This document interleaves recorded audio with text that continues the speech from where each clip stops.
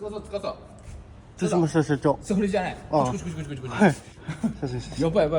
見て。うわ外れてる。キャリバー取れてんだけど2個。2本とも。ほら。やば。やばいよこれ。ホイールに当たっちゃってるよ。ほら。